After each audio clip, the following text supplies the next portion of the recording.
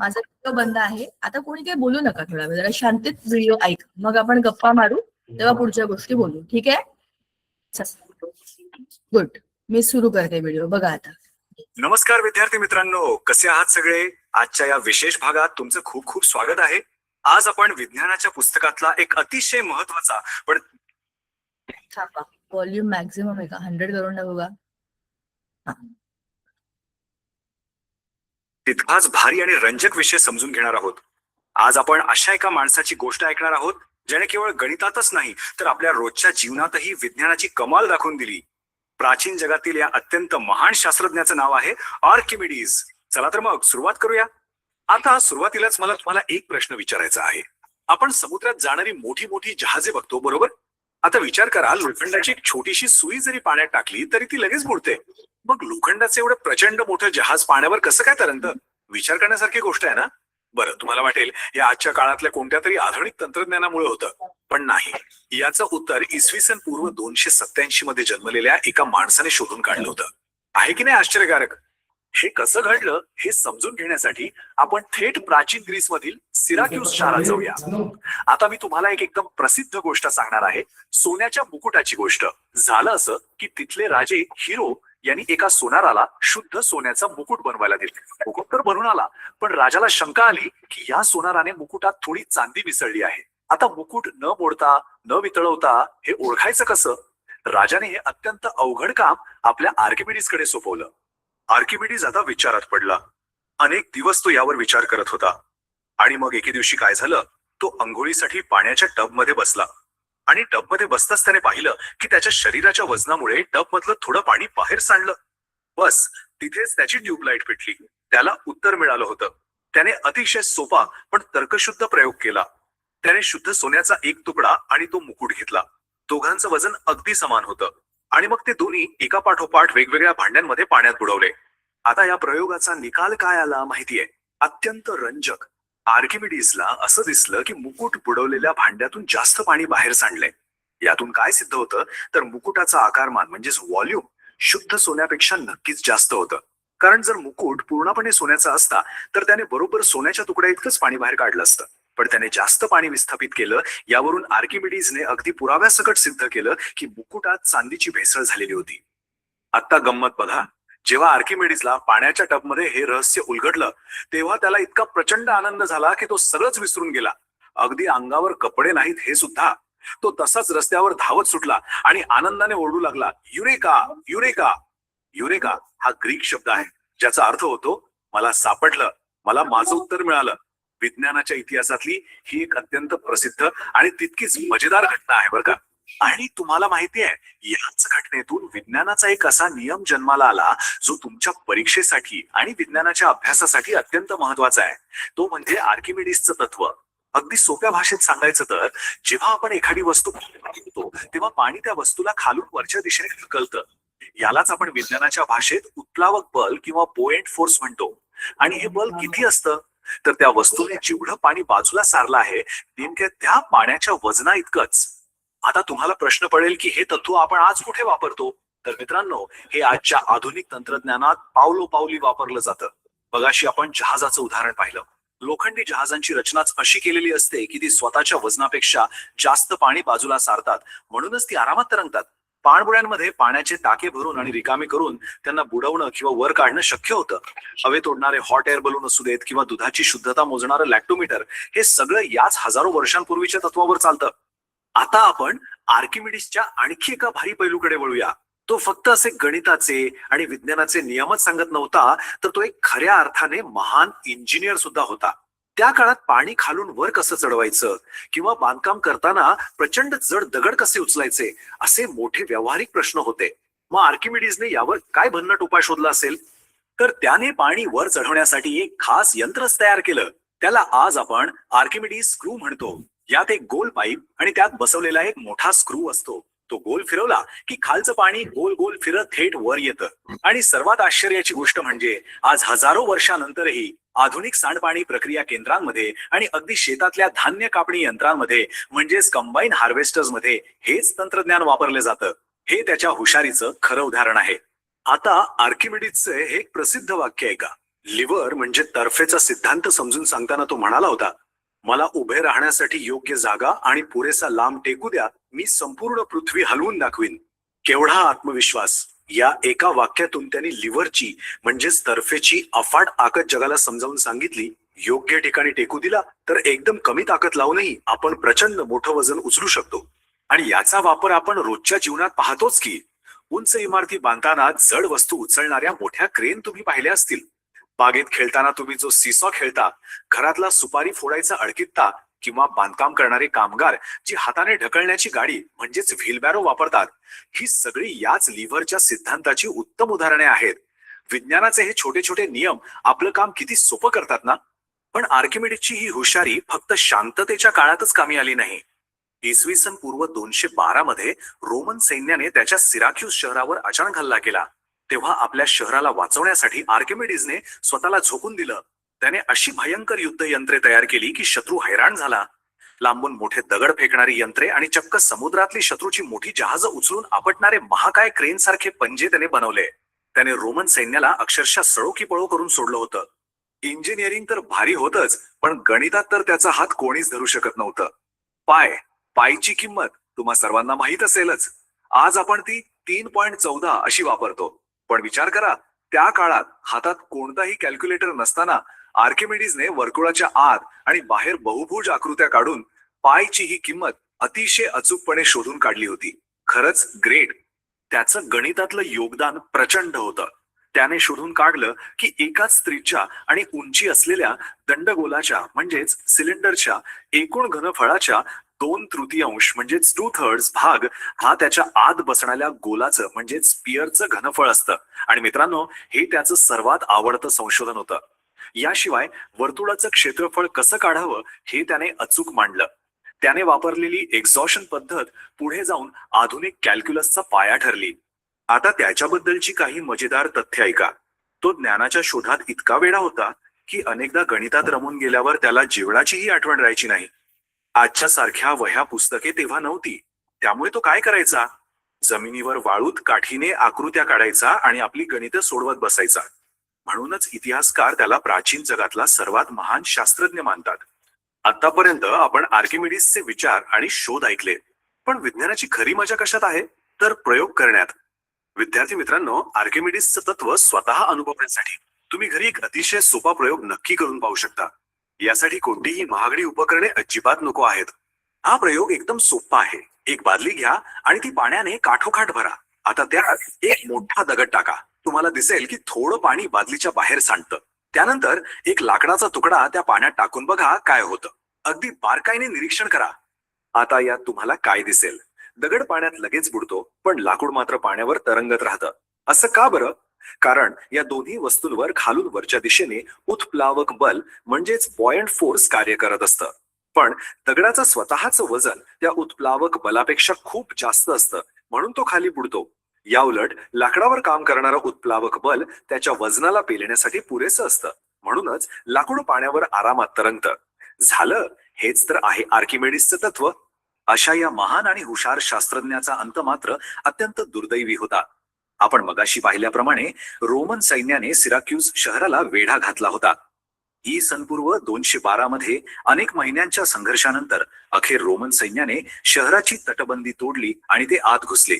संपूर्ण शहरात भयानक गोंधळ आणि भीतीचं वातावरण पसरलं होतं. पण तुम्हाला आश्चर्य वाटेल, त्या भयंकर गोंधळातही 75 वर्षांचा आर्किमिडीज एका जागी अगदी शांत बसून वाळूमध्ये गणिताच्या आकृत्या काढत होता. एक रोमन सैनिक त्याच्याजवळ आला आणि त्याने त्याला उठायला सांगितलं. पण आर्किमिडीज आपल्या गणितात इतका मग्न होता की त्याने त्या सैनिकाकडे लक्षच दिले नाही. तो शांतपणे फक्त एवढंच म्हणाला, माझ्या वर्तुळांना हात लावू नको. त्या संतापलेल्या सैनिकाने रागाच्या भरात तलवारीने या महान शास्त्रज्ञाची हत्या केली. रोमन सेनापती मार्सेलस याला जेव्हा ही बातमी समजली तेव्हा त्याला खूप दुःख झालं, कारण त्याने आपल्या सैनिकांना आर्किमिडीजला जिवंत पकडण्याचा स्पष्ट आदेश दिला होता.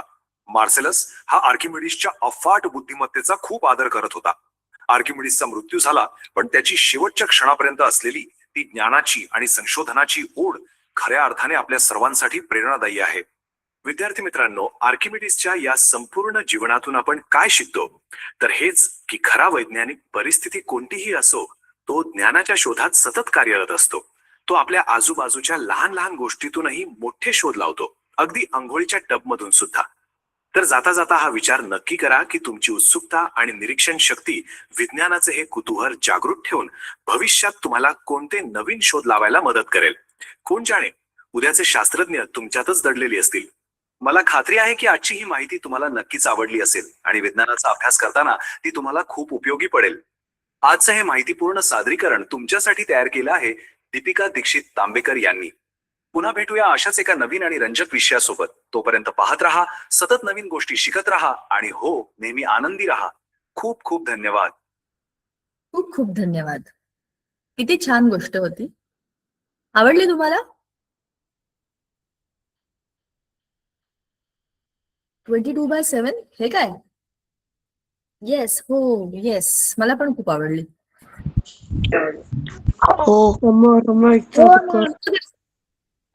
आता आपण ज्या प्रयोगाबद्दल एवढं बोललो, ज्याची सुरुवात आपण परवाच्या लेक्चरमध्ये केली होती, तरंगणे, बुडणे, अधेमध्ये असणे, ह्या सगळ्यांचा जो बाबा आहे, या शोधाचा जो जनक आहे, तो आर्किमिडीस, त्याची स्टोरी आपण आज बघितली आणि किती छान होती ना. म्हणजे एखादा माणूस, राणी ढमढेरे, तुम्ही हे काय लिहिताय 22/7? काय आहे 22/7? काय आहे? तर एखाद्या विषयामध्ये आपल्याला जेव्हा रुची असते, तर त्या कधीची गोष्ट आहे, इसवी सन पूर्व 200च्या आसपास, 212, 217च्या आसपासची. अच्छा, पायची किंमत 22/7. ओके, समजलं. किंवा 3.14, या दोघांपैकी एक आपण एक तर फ्रॅक्शन मध्ये घेतो किंवा डेसिमल मध्ये घेतो. बरोबर. रॉकेट उडवा ना. तुम्ही अजून रॉकेटमध्येच असताय का? आपण आता पुढच्या याच्यात आलोय. आपण आता बायन्सीचा अभ्यास करतोय. रॉकेट पहिल्या लेक्चरला उडवलं होतं, तुम्ही आता चौथ्या लेक्चरला अजून तुम्ही रॉकेटमध्येच अडकलाय का? बरं. आता आधी त्या थोडस गोष्टीबद्दल सांगूयात आपण की त्या आर्किमिडीजने त्याच्या आयुष्यामध्ये आयुष्यभर अभ्यास केला आणि अभ्यास हेच त्याचं काम होतं. म्हणजे आपण म्हणतो काय तो अभ्यासशी होमवर्क दिलाय, शाळेत गेल्यावरती पण अभ्यास असतो, इकडे असतं, तिकडे असतं आणि करायचं काय? म्हणजे इतका अभ्यास करून आम्ही एवढं दमतो की आम्हाला खेळायला जायला पण असं वाटतं नको, आता जाऊ दे, थकलोय आम्ही. हा होमवर्क आणि तो होमवर्क आणि परत क्लास असेल तर क्लासचा होमवर्क. एवढ्या अभ्यासामधनं मला खरं सांगा, तुम्हाला हा अभ्यास करायला आवडतं का? म्हणजे परीक्षेकरता अभ्यास करणं, परीक्षेत ते लिहिणं आणि पाठ करणं हा अभ्यास नाहीच आहे.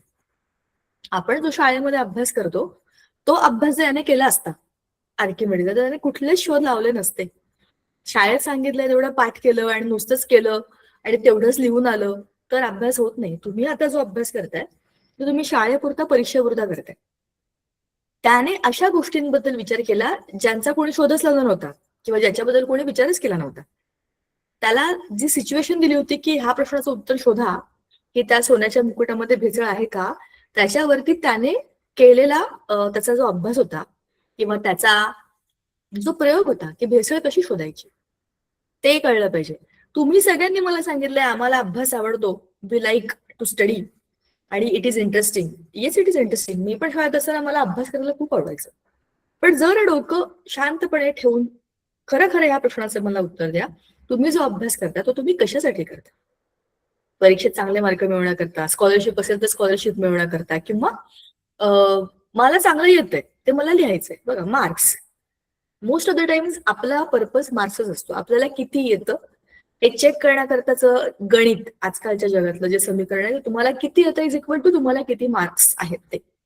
तुम्हाला एखाद्या चांगल्या 11वी-12वीला ऍडमिशन घ्यायची असेल, एखाद्या इंजिनिअरिंग किंवा मेडिकल किंवा अशा कुठल्या तरी कोर्ससाठी, तर तुम्हाला चांगले मार्क मिळवावेच लागणार. त्याच्यामध्ये मला खूप येतं आणि तिथे मला काही लिहितच आलं नाही तर nobody will take you in that course, कोणी घेणार नाही तुम्हाला. तर तुम्हाला मार्क्स ते मिळवायचेच आहेत. पण आता आपला देश, आता आपलं जग हे एका वेगळ्या दिशेने चाललंय. म्हणजे बरोबर आहे, सक्सेसफुल पर्सन म्हणजे एक मिनिट थांबा, मलाही काहीतरी बोलू द्या, मग तुमचे प्रश्न विचारा. चांगली गोष्ट तुम्हाला प्रश्न विचारायचे, पण आपण जो अभ्यास करतोय त्या अभ्यासाचा उपयोग आपल्याला किती होईल असा विचार करून अभ्यास करा. म्हणजे कुठलाही असू द्या, कुठलाही विषय, कुठलाही धडा. मराठी जरी असला तरी त्या मराठीमधनं मला काय कळलं, खूप साऱ्या गोष्टी असतात मराठीतल्या, खूप साऱ्या कविता असतात, व्याकरण असतं, बरंच काही असतं. इतिहास, नागरिकशास्त्र, भूगोल हे विषय तर आहेतच आपल्याला. त्याच्यामध्ये माहिती आहे, माहितीचा खूप मोठा साठा आहे तो. पण त्याचा मी काय उपयोग करणार आहे? धड्याकाळचे एवढे प्रश्न, इतर प्रश्न, त्याची परीक्षा, युनिट टेस्ट, अॅन्युअल टेस्ट, 7वीतनं 8वीत, 8वीतनं 9वीत, 10वीच्या बाहेर तुम्ही निघून जाल आणि तुम्ही याच पॅटर्न मध्ये राहाल, तेव्हा काही मजा नाहीये. आर्किमिडीजची स्टोरी का दाखवली मी तुम्हाला? त्याला कोणी सांगितलं नव्हतं. तो वाळूवरती बसून वर्तुळ काढत होता, त्याचा अभ्यास करत होता, त्याला ते आवडत होतं, तो त्याच्यामध्ये फोकस्ड होता. तुम्हाला काय आवडतंय हे तुम्ही शोधा. काही असू शकतं. तुम्हाला एखादं म्युझिक इन्स्ट्रुमेंट वाजवायला आवडत असेल, तुम्हाला फक्त झाडांचा अभ्यास करायला आवडत असेल, तुम्हाला फक्त पक्ष्यांना बघायला आवडत असेल, तर तो पण एक अभ्यास आहे आणि त्याच्याकडे दुर्लक्ष करू नका. खरं सांगते, मला हा गेम खूप आवडतोय. मला कबड्डी खेळायला असलं आवडतं ना, एखाद्या वेळेला मी शाळेत नाही तरी चालेल, पण मला कबड्डी खेळायची. तो पण कबड्डीचा अभ्यासच आहे. तर तुम्हाला जे आवडतं ते शोधून काढा. आता तुमची सुरुवात आहे ना, आता हे तुम्ही 6वी, 7वी, 8वीत आहात, तर तुम्हाला काय काय आवडतं? क्रिकेट बद्दल खेळायला आवडतं, क्रिकेटची सगळी माहिती आहे, त्याची सुरुवातीपासूनची आतापर्यंतची सगळी इन्फॉर्मेशन आहे का आपल्याकडे? हे पण चेक करा. गाणी ऐकणं, गाणं गायला आवडतं, गाणं ऐकायला आवडतं, खूपच छान गोष्ट आहे. आपलं मार्क किती? हॉबी वेगळी आणि नॉलेज वेगळं. हा, हॉबी प्रत्येकाला असायलाच पाहिजे. मला खो खो खेळायला आवडतं आणि गाणं गायला आवडतं. ओके. आपल्या आजच्या लेक्चरच्या शेवटी तू एक गाणं म्हण, कुठलं तरी एक ठरवून ठेव आणि मग तू ते म्हण. पण मला हे म्हणायचं, चित्रकला, स्पीच, करेक्ट, तुम्ही तुमचं शोधून काढा की ह्यातनं मला काय नवं समजतं. मला क्रिकेट खूप आवडतं, मला क्रिकेटबद्दल काय एवढं वेगळं माहितीये, जे सगळ्यांना माहितीये त्याच्या पलीकडे मला काय माहितीये, हा विचार करायचा. मला गाणं गायला आवडतं, खूप चांगली गोष्ट आहे, मलाही गाणं गायला खूप आवडतं, पण मला त्यातली किती माहिती आहे हा विचार मला करायला पाहिजे की नाही. सगळ्यांनाच आवडतं, सगळेच बाथरूम मध्ये गाणं म्हणतात, पण मला किती वेगळं माहितीये ह्याचा अभ्यास मी करायला पाहिजे की नाही, असा थोडासा विचार करा. आणि बघा, तुम्हाला इतक्या नव्या गोष्टी सापडतील तुमच्या आजूबाजूला, तुम्हाला असं वाटेल, शी, मला हे आधी का नाही सुचलं होतं. असं होतं. चला, आता आपण आपल्या टॉपिक कडे जाऊ आणि मग प्रयोग करायचा आहे. प्रयोग का करायचा आहे ते पीपीटी मध्ये बघूनच तुम्हाला समजेल. नाचणे, व्हेरी गुड, खूप चांगले स्किल्स आहेत. ह्या सगळ्या आपल्याकडे असायला पाहिजे. हॉबी आपल्याकडे असली पाहिजे आणि एखादी आर्ट आपल्याकडे असली पाहिजे. आमच्या लहानपणी हे टेन्शन नव्हतं. हॉबी हॉबी होती, आर्ट आर्ट होती. तुमच्याकरता आता असं नाहीये. तुम्हाला दोन्ही गोष्टी वेगळ्या ठेवाव्या लागतील. तुम्हाला त्याचा एखादा प्रोफेशनल यूज करून घेता येऊ शकतो. चला, I am now sharing the PPT. Just one sec. I am now sharing my screen. क्रिकेटमध्ये चांगले बॅटिंग आणि स्पिन बॉलिंग पण आवडते का तुला? चांगली गोष्ट आहे. मी पण लहानपणी क्रिकेट खेळले, पण मी फक्त बॅटिंग करायचे. I did not like to do bowling, आणि फिल्डिंग तर मला असं पण आवडायचं नाही. सो मी फक्त बॅटिंग करायचं. अच्छा, ओके, चलो, वी आर हिअर नाव. अरे अरे अरे. तर आपण काल काय काय बोललो? काल आपण बऱ्याच गोष्टी बोललो. उत्प्लावकता आणि आर्किमिडीजचे तत्व. हा बायन्सी हा शब्द मला ना खूप सोपा वाटतो. उत्प्लावकता मला असं वाटतं की मला माहिती तरी माझं चुकेल की काय. So it's all about buoyancy. वस्तू तरंगणे. खालून जो अपथ्रस्ट असतो, पाणी व त्याच्यावरती तरंगणाऱ्या वस्तूंना ढकलतं, किंवा पाणी त्याच्यामध्ये आलेल्या वस्तूंना वर ढकलतं, कारण पाण्याच्या मॉलिक्युल्सना त्याच्यामध्ये कुणी आलेलं आवडत नाही. सो त्याला अपथ्रस्ट म्हणतो आपण, त्याला बायन्सी, चांगल्या भाषेत बायन्सी हा शब्द आहे. आणि ह्या गोष्टी ज्याने आपल्याला सांगितल्या तो आर्किमिडीज, त्याची स्टोरी आपण ऑलरेडी पाहिलेली. आता आपल्याला कालच्या म्हणजे परवाच्या मुद्द्याच्या पुढे पुढे जायचंय. तर ह्या सगळ्या गोष्टी मी तुम्हाला होमवर्कसाठी पण सांगितल्या होत्या करायला, तुम्ही केल्या का?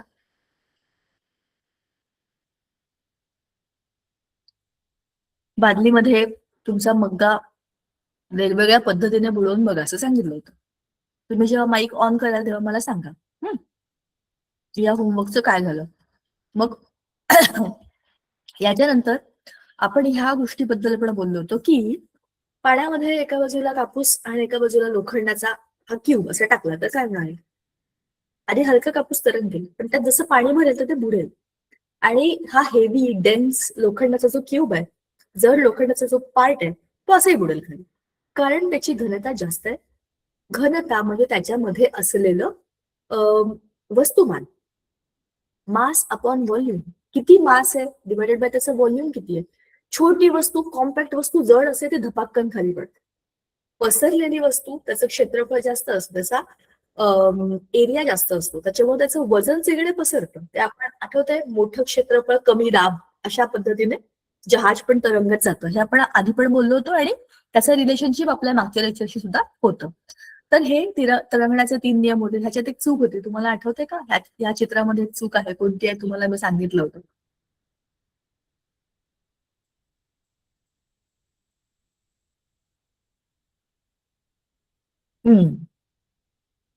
म्हणजे तुम्ही म्यूट आहात. गुड. बरं, इथपर्यंत आपण बोललो होतो की आपल्या पाणबुडीमध्ये पाणी आत येतं आणि बाहेर जातं हे आपल्या कंट्रोलमध्ये असतं. पण जहाजामध्ये खूप सारी मोकळी जागा असते, मोठी पोकळी असते, त्याच्यामुळे ते हलकं होतं आणि ते तरंगत जाऊ शकतं. बरोबर, त्याच्यामध्ये एअर असते. मोकळ्या जागेमध्ये नेहमी एअर असते, because air fills the space, the vacuum. जी काही रिकामी जागा आहे त्याच्यामध्ये एअर स्वतःला भरते.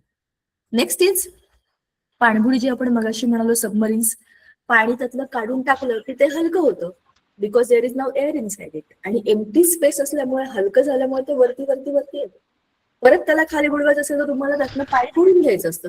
त्यातला हाफ सेक्शन हा पाण्याचाच असतो पाणीबुडीमधला, त्याच्यावरती चालायला लागत असतं. इमॅजिन करा किती डेंजरस आहे. तुम्ही समुद्राच्या खाली आहात, आजूबाजूला पाणी पाणी आहे, आणि त्या सबमरीन मध्ये स्वतःमध्ये पण पाणी आहे. खाली पाणी, वर पाणी, आजूबाजूला पाणी, तुमच्याकरता चालण्याकरता थोडीशी जागा. कसं बनवलं असेल ना, हाऊ डेंजरस. आणि अशा ठिकाणी म्हणजे आपले जे नेव्हीवालेचे असतात ना सोल्जर्स, सगळे आपले द ग्रेट वन्स, ते अशा खूप साऱ्या काही काही काही काही प्रोजेक्ट्स वरती असतात. आणि आपल्या आजूबाजूला जे आपले कर्मधर्म संयोगाने जे आपले शेजारी आहेत, जे आपली शेजारी राष्ट्र आहेत, ज्यांना काहीतरी खुरापती करायच्याच असतात, त्यांच्यावर लक्ष ठेवण्याकरता पण या आपल्या सबमरीन्स खूप महत्वाच्या असतात. पाण्यामधनं अटॅक करणारे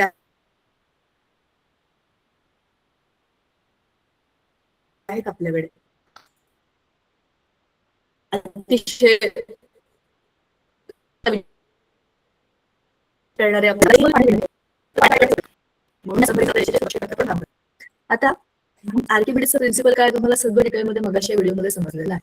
बरोबर, हे आपण डिस्कस पण केलं आणि ते स्टोरी आहे, युरेका युरेका म्हणजे मला सापडलं, आय फाउंड आउट.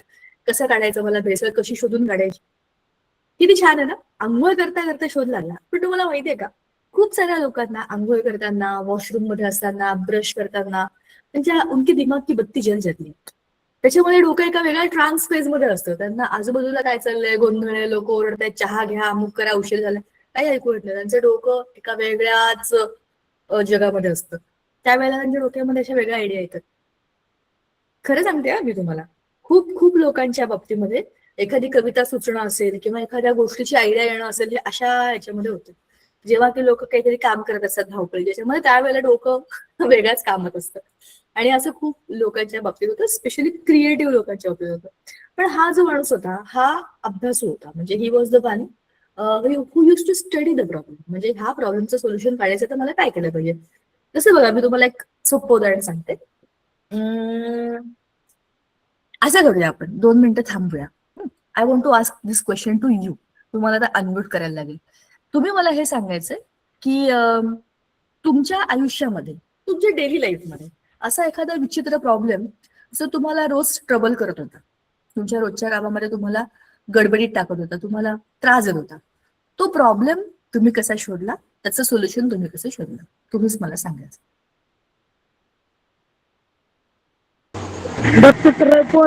चालू करावे. मॅम प्रोजेक्ट कधी येणार आहे? हे जे चाललंय ना त्याच्यामध्ये आधी उत्तर द्यायचं. मला रिकामे प्रश्न नाही विचारायचे अजिबात. शेड्यूल प्रमाणे सगळं चालणार आहे. मी काय विचारलं त्याच्या आधी मला उत्तर द्या तुम्ही. तर तुम्हाला परमनंटली म्यूट करून टाकायला सांगेन. काय चाललंय त्याचं उत्तर मला द्या. तुमचा प्रोजेक्ट आहे तो घ्यायचा आहे ते मला माहिती, मी साहित्य सांगितलं. चला पटकन माझ्या प्रश्नाचं उत्तर द्या. चॅटमध्ये पण सांगितलं होतं प्रोजेक्ट घ्या, घेणारच असेल त्याच्यासाठी सांगितलं मॅडम होतं. प्रश्न काय? प्रश्न असा आहे, तुमच्या रोजच्या आयुष्यामध्ये एखादा असा प्रश्न जो तुम्हाला त्रास देतोय किंवा अशी एखादी अडचण जी तुम्हाला रोज रोज जाणवते की अरे यार हे बरोबर नाही, हे बदलायला पाहिजे, अशी काहीतरी अडचण तुम्ही शोधली आणि तुम्ही त्याचं सोल्युशन पण शोधलं, असं तुम्ही काय करा. काही असू शकतं, छोटं मोठं काहीही असू शकतं. पटकन विचार करा आणि मला सांगा.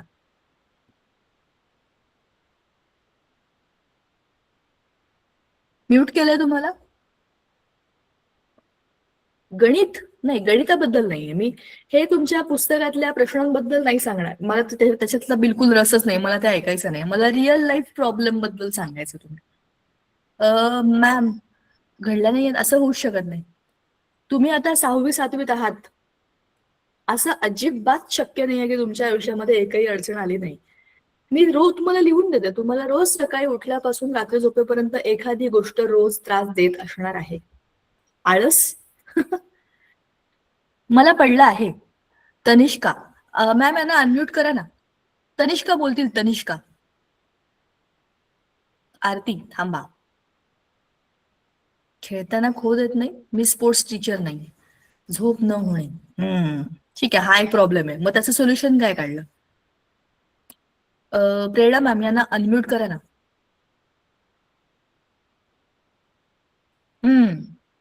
तोपर्यंत चॅटबॉक्स मध्ये टाका. सांगा, मेसेज करा. जोपर्यंत तुम्हाला म्यूट केलं की तुम्ही काहीतरी फालतूच बोलता, त्याच्यामुळे तुम्हाला म्यूट करून टाकतात मॅम. चांगलं आहे ते. लवकर उठणे हा प्रॉब्लेम आहे. बरं, मग सोल्युशन काय काढलं? लागणे. बरं, लागण्याचं सोल्युशन आहे खेळायलाच जायचं नाही. संध्याकाळी लवकर झोपणे हा प्रॉब्लेम आहे. मला हा क्वेश्चन पडलाय की गोल वस्तूच्या आतमध्ये काय असतं? बर, तुम्ही मला प्रश्न नका विचारू. प्रश्न तुम्हाला काय पडलाय, तुम्ही त्याला कसं सोडवलंय हे तुम्ही मला सांगायचं. झोप येत नाही, त्याचं सोल्युशन काय आहे? सुप्रिया पवार, असं एखादं भयंकर मोठं पुस्तक घेऊन बसायचं की ते बघितलं अडल नाही, हे वाचण्यापेक्षा मी झोपते. ओके.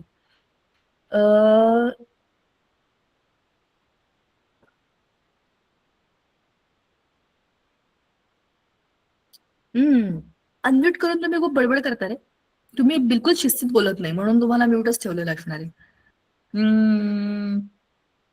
चला, मी तुमच्या डेली लाईफ मधल्या प्रश्नांना विचारते तुम्हाला. सकाळी जाग लवकर येत नाही, लवकर झोप येत नाही, सकाळी लवकर उठायला त्रास होतो, किंवा रात्री जागून मला खूप चांगला अभ्यास करता तेवढं सकाळी लवकर उठायला का सांगतात ते समजत नाही, असं असू शकतं. बरोबर आहे ते. KSM काय असतं? चला, तुम्ही तुमचा विचार करत तोपर्यंत तुम्हाला मी माझं उदाहरण सांगते. माझ्या रोजच्या याच्यामध्ये मला असा प्रश्न पडला होता. बघा, मी तुम्हाला सिच्युएशन सांगते. आरो तुम्हाला माहितीये, पाणी फिल्टर करतो आपण. आरो असतं, खूप लोकांकडे असतं, माझ्याकडे पण. तर त्या आरोचं, जसं माझ्याकडे ते आरोचं प्लांट लावला माझ्या घरामध्ये, त्याच्यामध्ये पाणी जातं आणि त्यातलं ते पाणी सगळं फिल्टर होतं. थोडंसंच पाणी पिण्यायोग्य त्याच्यात स्टोर होतं, बाकी सगळं खालच्या व्हाईट पाईप मधनं बाहेर होतं. तुम्ही किती लोकांनी आरो बघितलंय? आधी तुमच्या सगळ्यांचे हात खाली करा आणि माझ्या प्रश्नाचं मला उत्तर द्या. तुमच्यापैकी किती लोकांनी आरो बघितलाय ना? तुम्हाला माहिती आहे त्याचं काम कसं असतं. येस.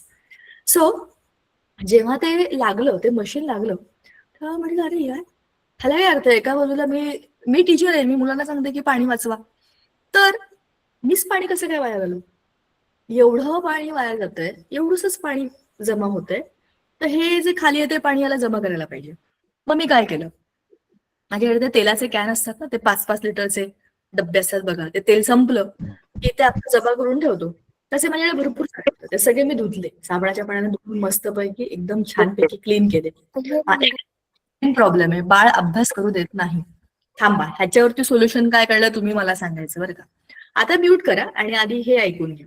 तर मग मी काय केलं की त्या सगळ्या बाटल्या अशा एका रांगेत ओट्यावरती ठेवून दिल्या, आणि मग ते आरोचा तो जो पाईप होता तो एका बाटलीतून दुसऱ्यातनं तिसऱ्या असं करत करत भरत सगळे ते 5-5 लिटरचे जवळपास एक 8-10 डबे होते. म्हणजे माझा किचनचा ओटा त्या डब्यांनीच भरला होता. एक सिच्युएशन अशी होती की मला वस्तू ठेवायला जागा नव्हती, पण ते डबे एका रांगेत सगळे भरलेले असायचे. मग ते पाणी मी काय करायचे, एक तर वॉशिंग मशीन मध्ये टाकायचे, किंवा झाडांना टाकायचे, किंवा गाडी धुण्याकरता, किंवा असं काहीतरी. पण पाणी फेकायचं नाही, वाया घालवायचं नाही, रियूज करायचं. सो असा माझा प्रॉब्लेम होता की हे पाणी वाया नाही घालवायचं तर काय केलं पाहिजे. आणि हे रोजचं काम झालं होतं.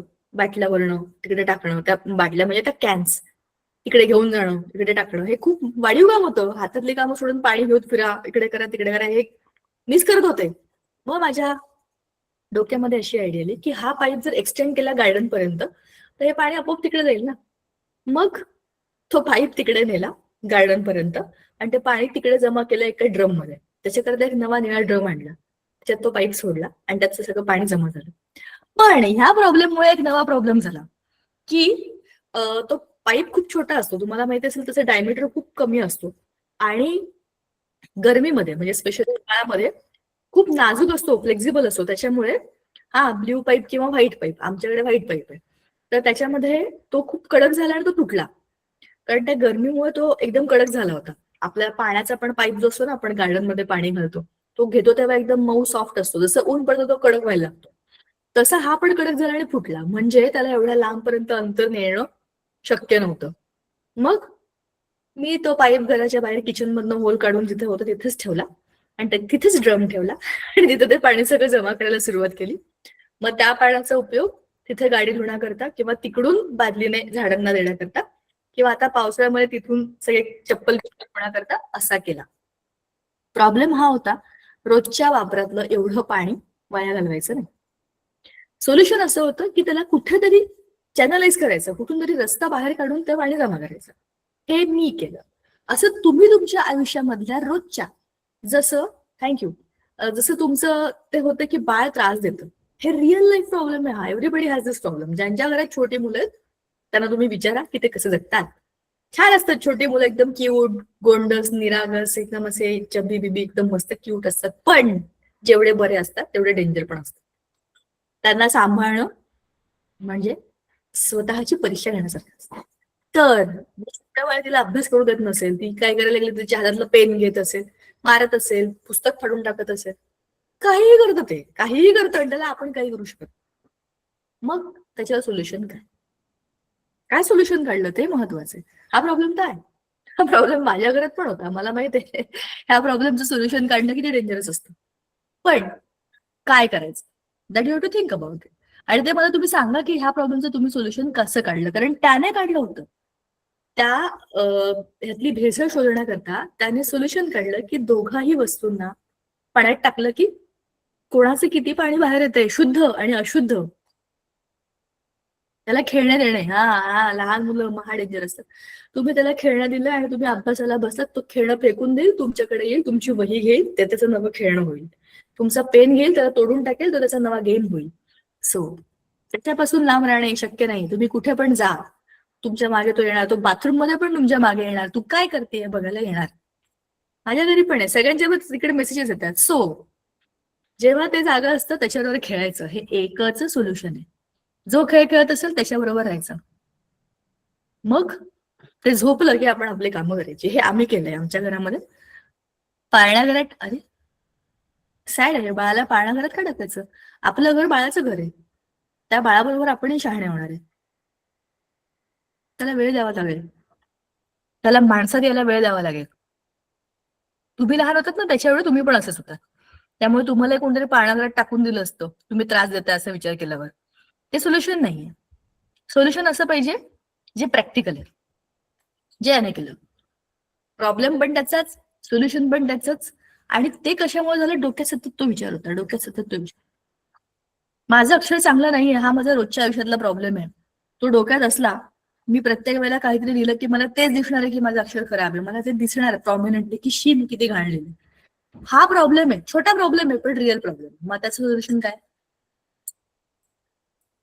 सोल्युशन हेच आहे की मला प्रॅक्टिस करावी लागेल. त्याच्याकरता मला त्या अबकडच्या लहानपणीच्या पुस्तकांवरती परत गिरवावं लागेल, तर माझ्या हाताला जरा तरी वळण लागेल. शून्यापासून सुरुवात करावी लागेल. माझा प्रॉब्लेम मीच सोल्युशन काढलंय असं तुम्हाला शोधायचं आहे आणि तुमच्याकडे ठेवायचं. आता त्याच्याबद्दलची सगळी माहिती आहे बरं का. आर्किमिडीजने जे काही आपल्याला सांगितलं ते होतं बायन्सी बद्दल.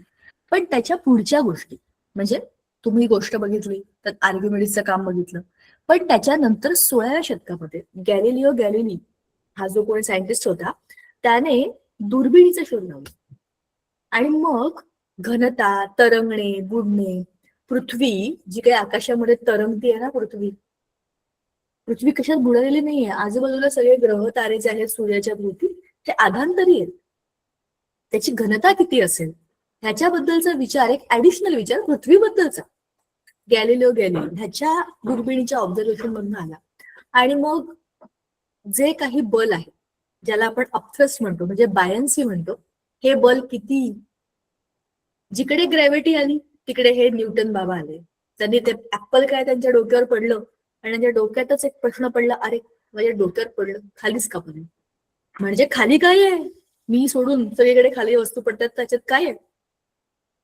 तर त्या ग्रॅव्हिटीचा शोध लावणाऱ्या त्या आयझॅक न्यूटनने पुढे बल म्हणजे लॉज ऑफ मोशन आणि फोर्स या सगळ्या गोष्टी दिल्या. म्हणजे आपल्याला हे सांगितलं की हा जो काही फोर्स आहे, ज्याला आपण बायन्सी म्हणतो, तो कसा काम करतो. ह्या सगळ्या गोष्टी कनेक्टेड आहेत. एका माणसाच्या अभ्यासावरती दुसरा, दुसऱ्याचा तिसरा, तिसऱ्याचा चौथा, त्याला म्हणतात रिसर्च. सर्च म्हणजे शोधणे, रिसर्च म्हणजे पुन्हा शोधणे. कोणतरी काहीतरी शोधलंय, तुम्ही त्याच्यात नवीन गोष्टी काहीतरी शोधताय, ह्यालाच म्हणतात रिसर्च. जो पिढ्याने पिढ्या चालत राहत. आता आपल्या दैनंदिन उपयोगामध्ये आपण ह्या बायन्सीचा वापर कुठे कुठे करतो. मासेमारीचे जाळे बघा, मासे पाण्यामध्ये पोहतायत, तुम्हाला जाळं टाकून त्यांना काढायचे, मग तुम्ही काय करणार, तर जाळं टाकणार, ते तुमचं बुडणार नाहीये, ते तरंगणार आहे. त्याच्यामध्ये मासे येणार, तुम्ही ते खेचणार, तुमचे मासे तुमच्या हातात. बरोबर. बोटीमधून आपण जातो, फिरायला जातो, बरोबर, आपण लाईफ जॅकेट घालून स्विमिंग करतो. माझ्यासारखी लोक ज्यांना स्विमिंग येत नाही, तुमच्यापैकी खूप लोकांना येते, तुम्ही मला 3 वेळा सांगितलंय ते, पण ज्यांना येत नाही ते माझ्या कॅटेगरीचे लोक, आम्ही असे पोहतो, त्याचे लाईफ जॅकेट वगैरे घालतो, पोटावरती ते काय रब्बर बिब्बरचे असे टायर असतात, प्लॅस्टिकचे टायर असतात. आणि जसं मी म्हणलं होतं, माझ्या लहानपणी मी तो डब्बा, डालडाचा डब्बा पाठीवर लावून पोहत होते. असं काहीतरी करून आम्ही स्वतःचं वजन हलकं कसं करतो, रिकाम्या वस्तू आहेत त्याच्यात हवा भरलेली, हवा भरली की ते काय होतं, लाईट होतं. लाईट म्हणजे हलकं, मग ते आपल्याला भू देत नाही. जर त्या पाठीवरती तो डब्बा लावायच्या वेळी आपण एखादा दगड बनणार तर काय होईल, वजन वाढेल ना आपलं, मास वाढेल. गेलो मग आपण खाली जायचं नाही, वर राहायचंय, म्हणजे वजन कमी करायचंय. स्वतःचं वजन आपण कमी करू शकत नाही, पण आपल्या वजनाला कमी दाखवू शकेल अशी गोष्ट आपल्याला अटॅच करू शकतो. म्हणजे आपण काय करू, हवा आपल्या आजूबाजूला बघू, म्हणजे आपण हलके. आता हा काय करतोय, धातूची शुद्धता तपासणे. हा माणूस चेक करतोय, जसं आर्किमिडीजने चेक केलं होतं तसं बॅलन्स करून चेक करतोय की हे शुद्ध आहे का नाही. बरोबर. तर ह्याचा अर्थ असा आहे की आपण आपल्या दैनंदिन वापरामध्ये आर्किमिडीजचं प्रिन्सिपल वापरतो, खूप इझिली वापरतो. आपल्याकडे माठामध्ये ग्लास खाली बुडतो खूपदा. का बुडतो, त्याचं वजन जास्त आहे, त्याच्यामध्ये पाणी भरलंय, तो गेला खाली. पण त्याच माठामध्ये आपल्याला माठात दिसत नाही ना काय होतं. खूपदा बघा, उन्हाळ्यामध्ये आपण आपला ग्लास त्याच्यावर टाकला, तो ग्लासच बुडतो खाली, शोधायला लागतो. पण जर तुम्ही त्याच्यामध्ये प्लॅस्टिकच्या बॉटलने पाणी भरलं तर दाबत राहावं लागतं. बॉटल हातात तर सुटतच नाही, हलकी असते ती, त्यात हवा असते. हवा जोपर्यंत बाहेर पडत नाही, इथलं पाणी आत जात नाही, बॉटल बुडत नाही लवकर, ग्लास मधला टपकन खाली पडून जातो. ह्या 2 गोष्टी आपल्या दैनंदिन वापरामध्ये आपण बघतो, अनुभवतो. आता आता तुमच्या समोर इथे एक प्रयोग आहे, तो तुम्ही बघायचा, आणि मी ही स्क्रीन 2 मिनिटांनी बंद करणार आहे. तुम्ही जे साहित्य घेतलंय ते घ्यायचं आणि प्रयोग स्वतः करायचा. पण काय करणार तुम्ही, आधी हे बघा, वाचा आणि मला सांगा की तुम्ही कुठला प्रयोग करणार, पहिला का दुसरा.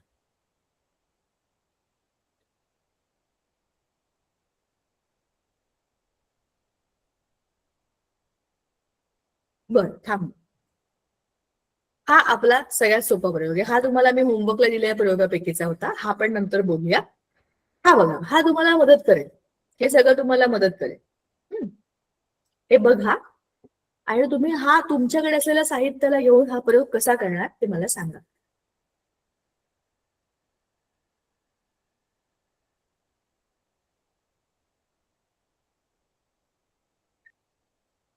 पहिला, आता मला स्क्रीनवर यावं लागेल, बघावं लागेल. आली का तुमची स्टोरी? 11 11 1 2 हे काय काय बोलताय तुम्ही, हे 11 1 2?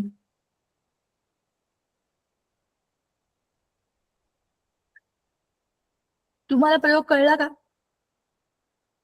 प्रेरणा मॅम, हा, पहिल्या लिंबामध्ये फक्त पाणी आहे, दुसऱ्या लिंबामध्ये मीठ. अच्छा, लिंबाचा जो प्रयोग होता तो होमवर्कच्या प्रयोगांपैकीचा होता, तो आपण बघूया. आता आपण जे साहित्य घेऊन केलेलं आहे ना, तो अंड्याचा प्रयोग होता. पुन्हा बघा, पुन्हा बघा. आणि मग तुम्हाला तुमचा कॅमेरा ऑन करून मला दाखवायचंय सगळ्यांना की तुम्ही काय केलं, म्हणजे काय करणार आहात. बघून घ्या, काही गडबड नाही करायची, शांतपणाने प्रयोग करायचे. त्याच्याकरताच वेळ ठेवला होता मी हा सगळा. पहिल्या क्लासमध्ये, दुसऱ्या क्लासमध्ये, तिसऱ्या क्लासमध्ये काय काय बदल होत आहेत. इकडे आपण अंड घेतलेलं नाहीये, आपण काय घेतलंय, बटाट्याचा तुकडा घेतलेला आहे आपण. त्यामुळे तुम्ही हा प्रयोग करायचा आहे आत्ता आणि मला दाखवायचा आहे आत्ता. पाहून झालं. चला मी सांगते काय केलं. पहिल्या ग्लासमध्ये पाणी आहे, त्याच्यामध्ये अंड टाकलेलं आहे. अंड खाली जाऊन बुडणार आहे कारण ते जड आहे. आता त्याच पाण्यामध्ये मीठ टाकल्यावरनं आणि ते हळूहळू आपल्याला विरघळवायचं त्याच्यामध्ये. आपलं काम सोपं आहे. आपल्या प्रयोगामध्ये आपण अंड नाही घेतलंय, आपण घेतलाय बटाट्याचा तुकडा. त्याच्यामुळे तो काय फुटणार बिटणार नाही. असं स्लोली वर्ण मीठ टाकून त्याच्यामध्ये तुम्ही जेव्हा डिझॉल्व्ह कराल ना, पाणी त्यातल्या मिठाला विरघळवून टाकेल आणि मग तुमचं अंड जसं वरती आलंय तसं बटाटा पण वरती येतोय का हे तुम्ही मला तुमच्या प्रयोगातनं दाखवायचं आहे आत्ता. समजलं का? आणि मी आता माझी स्क्रीन शेअरिंग करणार आहे बंद, कारण मला तुमचे प्रयोग बघायचे. चलो स्टार्ट डुईंग. Okay ma'am. मी अनपिन करते आणि मला सगळ्यांचे प्रयोग एकदाच बघता येतील.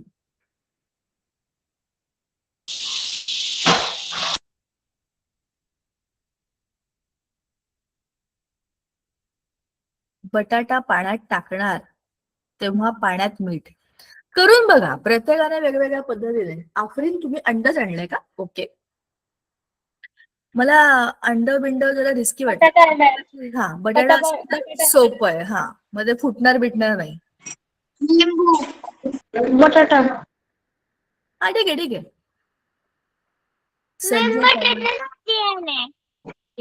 चांगली गोष्ट आहे ना. मॅम माझं सांगितलं होतं बटाट्याचा तुकडा घ्यायला सांगितला होता. हा अख्खा बटाटा घेतला तर तुम्हाला लय वेळ लागेल.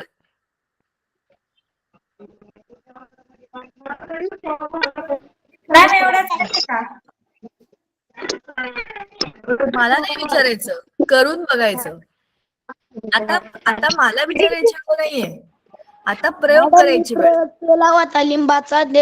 मीठ टाकल्यानंतर लिंबू पाण्यावर तरंगत होत आणि ना मीठ न टाकताना बुडत होत. ठीक आहे, गुड. आता सगळ्यांनी तुम्ही मॅडम मीठ म्यूट करा. टाकलं लिंबू तरंगत होत. आता म्यूट करा सगळे. तुमचं म्हणणं मला ऐकायचंय, पण आता ह्या प्रयोगाकडे लक्ष द्या. काय होतंय ते बघा. मॅम बटाट्याचा तुकडा खाली गेला. काय मॅडम बटाट्याचं काय करायचंय? कोणी विचारला मला हा प्रश्न?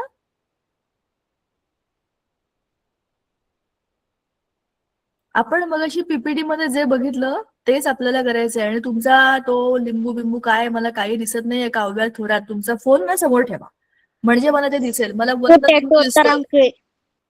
अथर्व बाजारे यांचा बटाटा तरंगत वर आलेला आहे. अजून कोण आहे बरं? मला प्रयोग करताना तुम्ही लोक दिसताय, पण त्यात मला सिच्युएशन कळत नाहीये काय चाललीय. नवनाथ, आपण कुठे आहात? तुम्हाला तुमचा फोन असा समोर ठेवायला पाहिजे आणि त्याच्या पुढे तुमचा ग्लास ठेवायला पाहिजे, तर मला ते दिसेल. स्वाती,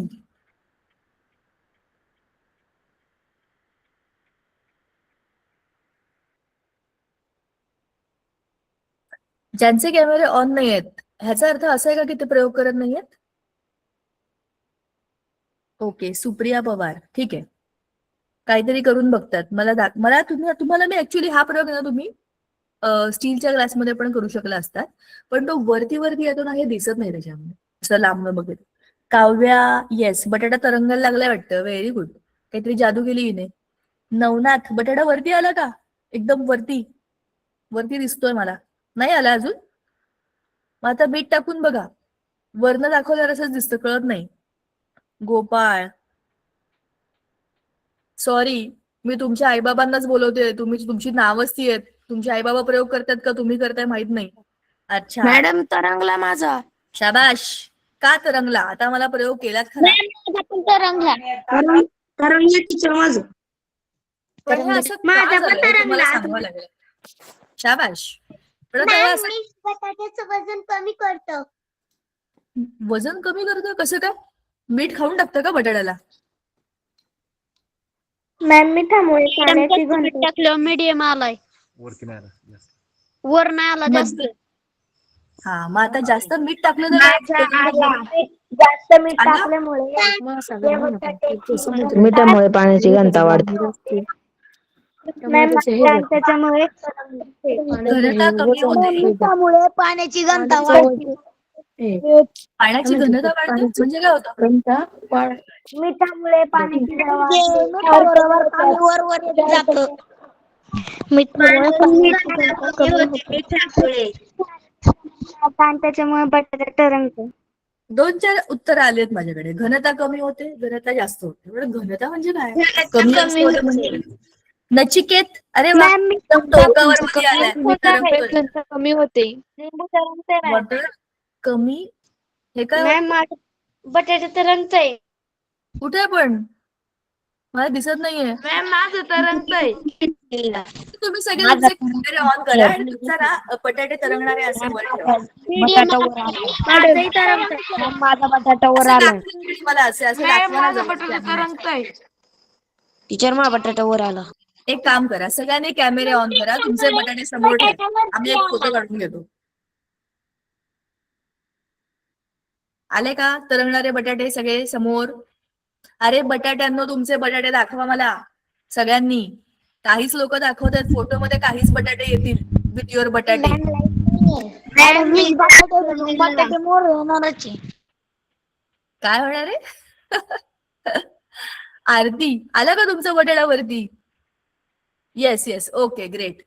लांबून दिसत नाहीये पण कळतंय की काहीतरी तुम्ही करताय आणि तुमचं शांत बसलाय म्हणजे आलाय बटाट्यावरती, आलाय तरंगत. पण किती सोपा प्रयोग होता ना हा. कॅमेरा ओपन होत नाहीये, ठीक आहे. ज्यांचा होत नाहीये ते मी समजू शकते, पण ज्यांनी केला नाहीये. बटाट्यावरती मॅडम हीच बटाटे पहिले, यांचा बटाटा वर येत नाही. मॅडम माझा लिंबू वरती आलाय. शाबाश. प्रेरणा मॅम, एक प्लीज यांचा आपण फोटो घेऊ शकतो का? मला माहित नाही माझ्या इकडनं फोटो आलाय का नाही. मी ट्राय तर केलाय बट आय डोंट नो आलाय का नाही. बरेच आपले आपले बटाटे घेऊन सगळे बसले तिकडे क्लासमध्ये, चांगली गोष्ट आहे. चला, ओपन होत नाही, ठीक आहे, समजू शकतो आपण, काही वेळा नेटवर्क प्रॉब्लेम असतो, पण करा मात्र हा प्रयोग. आता ठेवून द्या काही सगळं. हे असं का झालं, इकडे जाऊ आपण. तुम्ही जे म्हणालात ते बरोबर आहे. बटाट्यावर येत नाहीये. लिंबू वर आला, लिंबू घ्या, बटाटा घ्या. चला, मी तुम्हाला होमवर्क साठी एक प्रयोग देते. हा प्रयोग तुम्ही मिठाबरोबर केला. ऐका ऐका ऐका. आता तुम्ही पाण्यामध्ये मीठ घातलं आणि बटाट्याचा काप घालून बघितलं की हा वरती माझा वरती आला. लिंबू वर आला आहे. धन्यवाद सांगितल्याबद्दल. आता पुढचं ऐका. शांत बसा, म्यूट करा, ऐका. तुम्हाला आत्ता होमवर्क म्हणून असं करायचंय, हाच तुमचा लिंबू बटाटा जे काही तुम्ही घेतलंय साहित्य ते, हाच तुमचा ग्लास घ्या, हाच तुमचं चमचा बिमचा सगळा सेटअप घ्या. पाणी फक्त बदलायचं, ते पाणी फेकून द्यायचं आणि नवं पाणी घ्यायचं.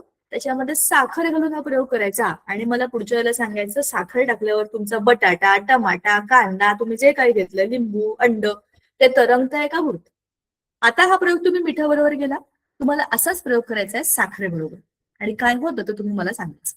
ओके, हे असं का होतं त्याच्या डिस्कशनकडे होतो आपण. Now let us do that. मी आता स्क्रीन शेअर करते. अरे वेळ संपली, ठीक आहे, लास्टच पॉइंट वरती होतो आपण, की असं का होतं.